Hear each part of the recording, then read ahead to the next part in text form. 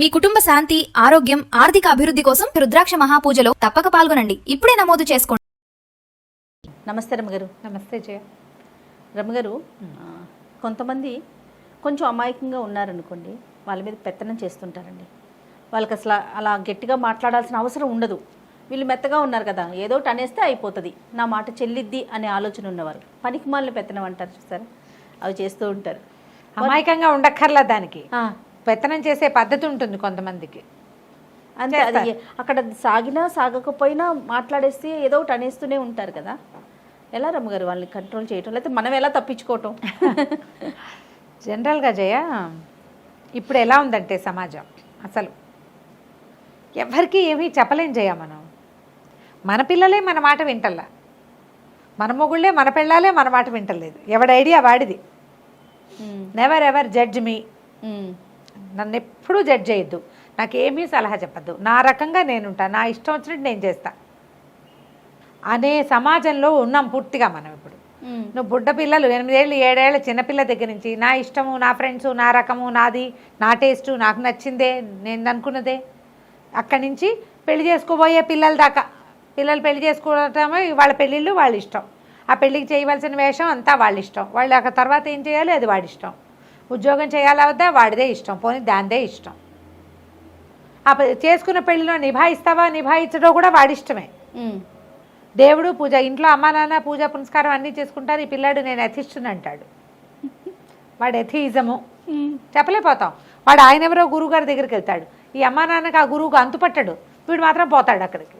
వాడికి చెప్పకూడదు. నా ఐడియాస్ ఈ సమాజం, ఇది తప్పని నేను అంటలేదు, తప్పు కాదు, ప్రస్తుతపు సమాజం ఇది. ఓకే, ఊరందరికీ శకునం చెప్పే బల్లి కుడితొట్లో పడి చచ్చినట్టు ప్రపంచంలో వాళ్ళందరికీ మంచి మాటలు చెప్పగలిగే మహానుభావులు కూడా, ఇంక్లూడింగ్ మీ, నన్ను కూడా అందులో కలుపుకోవాలి.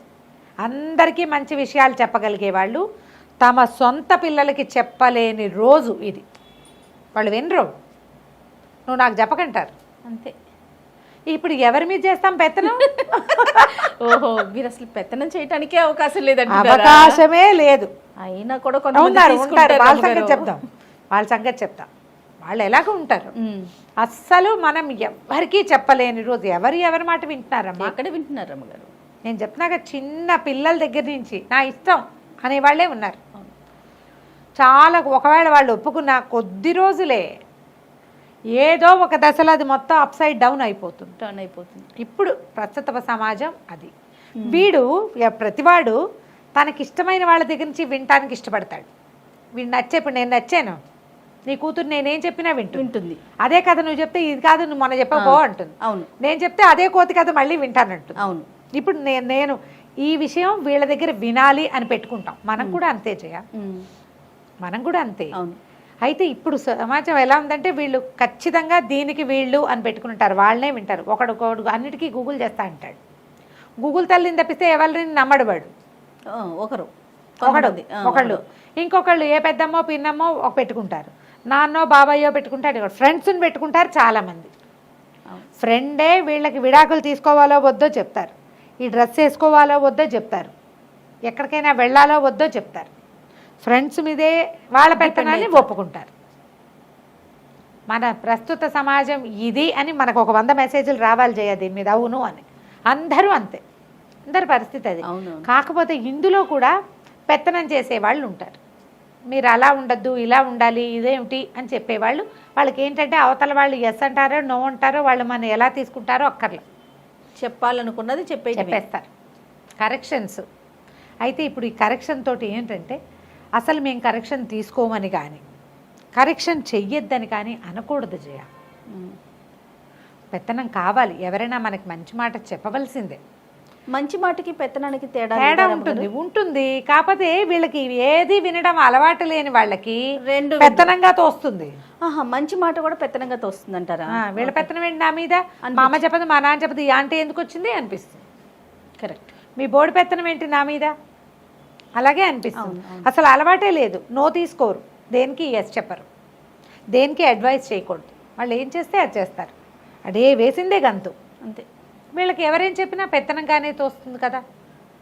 ఇది పూర్తి రాంగ్. అంటే ఎవ్వరూ మాకు చెప్పకూడదు అనేది తప్పు.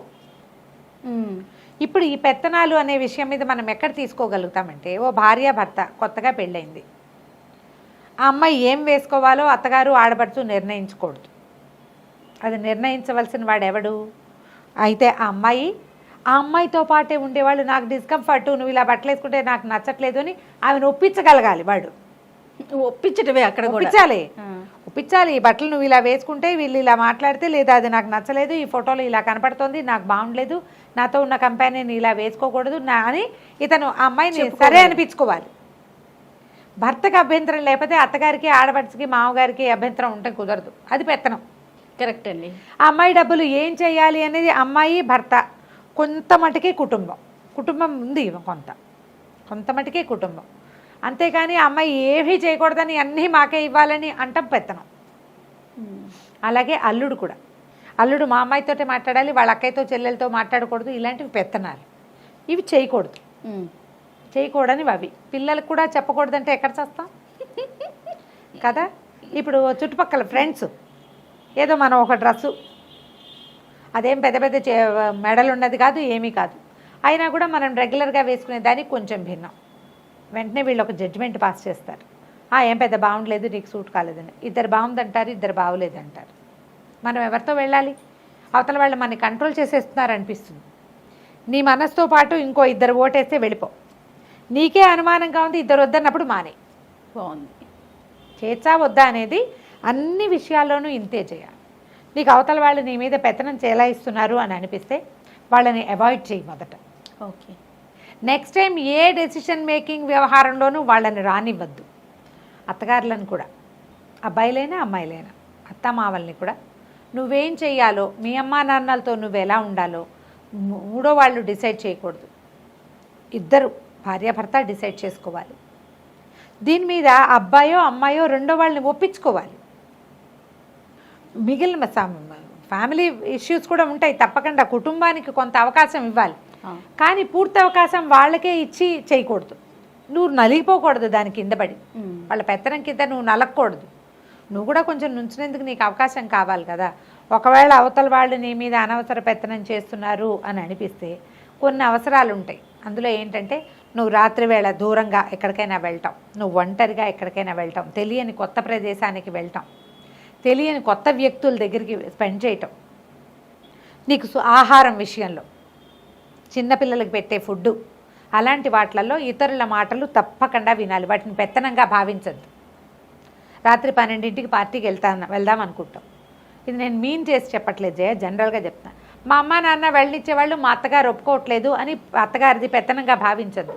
సేఫ్టీ మెజర్గా భావించండి, మీకు సేఫ్టీ ఉంటుంది అందులో. పోనీ వద్దంటున్నప్పుడు మీరు ఏం చేయొచ్చు, కాదండి ఇదిగో వీళ్ళు ముగ్గురు వస్తున్నారు, వాళ్ళ ముగ్గురు ఫోన్ నెంబర్లు మీకు ఇక్కడే ఇస్తాను, నేను ఫోన్ తీయపోతే ఒకవేళ ఏదైనా ఇబ్బంది అయితే వాళ్ళలో ఎవరికైనా మీరు ఫోన్ చేయొచ్చు, ఇలా చెప్పండి. వాళ్ళు సాటిస్ఫై అవుతారు, మీరు మీ చేయదలుచుకున్న పని చేయొచ్చు. అమ్మదే పెత్తనంగా భావించే రోజులు ఇవి. అత్తగారుల పెత్తనాలను ఎట్లా సహిస్తాం మనం? చచ్చలేకపోతాం కదా. మనకు అట్లా అలవాటు అయిపోయింది. అదేం తప్పు అంటలేదమ్మా, తప్పు కాదు, మనం అలవాటు చేసుకున్నాం, మన పిల్లలకి మనం నేర్పాం. దాని ఎఫెక్ట్ని మనం అనుభవించవలసిందే కదా. ఖచ్చితంగా. ఇప్పుడు నువ్వు నేర్పిస్తే నేను ఒక్కదాన్ని, అవతల వాడికి మాత్రం పిల్లలు కాదు, వాళ్ళు నేర్పుతారు అవే. ఊరందరూ ఒక ఏబిసిడియే కదమ్మా నేర్చుకుంటారు. నాకు మా ఇంటికి ఒక ఏబిసిడి, మీ ఇంటికి ఇంకో ఏబిసిడి ఉంటుందా? ఉండదు కదా. నా పిల్లలకి ఎవరు కంట్రోల్ చేయకూడదు, మా పిల్లల్ని ఎవరు కేకలేయకూడదు, ఇవి తల్లులకి తండ్రులకి సహజంగా ఉండే భావాలు. మా పిల్ల మీద వీళ్ళ కంట్రోల్ ఏంటి? చిన్నప్పటి నుంచి మేము ముద్దుగా పెంచాం. ముద్దుగా పెంచక ఏం చేస్తాం, మనకు 1, 2 వాటిని అలాగే పెంచుతాం. మనుషులైనా కుక్క పిల్లలైనా ముద్దుగానే పెంచుకుంటాం. అంతే. పెంచాక ఏమవుతుంది, వేరే వాళ్ళు కంట్రోల్ చేయకూడదు, నువ్వే చేయవు, దాన్ని ఇష్టారాజ్యంగా పోగొడతావు అన్నీ. వాళ్ళు చేయకూడదని న్యాచురల్లీ అనిపిస్తుంది. ఇప్పుడు మనం ఎలా పెంచామో పక్క వాళ్ళు కూడా అంతే. అందరం ఒకే ఏబిసిడి నేర్చుకో, ఒక బళ్ళలోనే చదువుకుంటాం మనం. తప్పదు కదా. ఈ తప్పనప్పుడు ఏం చేయాలంటే, పిల్లలకి కొంత అవతల వాళ్ళు చెప్పిన దాంట్లోంచి మంచిని పాజిటివ్ దృక్పథంతో తీసుకోవటం నేర్పించాలి. మనం చెప్పే విషయాన్ని పెత్తనంగా కాకుండా పాయింట్ వైజ్గా వాళ్ళ బుర్రకెక్కేలాగా చేయాలి. నేను చెప్పాను అంతే, నువ్వు వినాల్సిందే కాదు, అది అలా కాదు చెప్పవలసింది. నీ పెత్తనాన్ని అవతల వాళ్ళు పనికి మాలిన పెత్తనం అనుకోకూడదు. అంటే ఎందుకు నువ్వు వద్దంటున్నావు లేదా ఎందుకు నువ్వు చేయమంటున్నావు, ఎందుకు నువ్వు వెళ్ళమంటున్నావు Valid అనే దానికి points. వ్యాలిడ్ పాయింట్స్ అందించండి పిల్లలకి. రైట్. ఒకవేళ అవతల వాళ్ళు నీ మీద పెత్తనం చేస్తున్నారని నీకే అనిపిస్తే వాళ్ళ పాయింట్స్ వాళ్ళు చెప్పిన దాంట్లో వ్యాలిడ్ పాయింట్ ఉందా, ఆ పాయింట్స్కి ఏదైనా వ్యాలిడిటీ ఉందా అనేది ముందు ఆలోచించు. ఏది లేదు అని నీకు అనిపిస్తే తరిచి చూసుకున్నా కూడా కట్ చేసేయి, వాళ్ళని అవాయిడ్ చేయి. నెక్స్ట్ టైం డెసిషన్ మేకింగ్లో వాళ్ళ సలహా తీసుకోవద్దు, వాళ్ళని సంప్రదించొద్దు, వాళ్ళకి చెప్పొద్దు.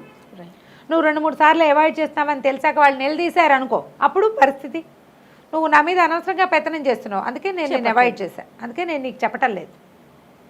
పిల్లల తల్లుల్ని కూడా అంటారమ్మా, చెప్పరు, దాచేస్తారు.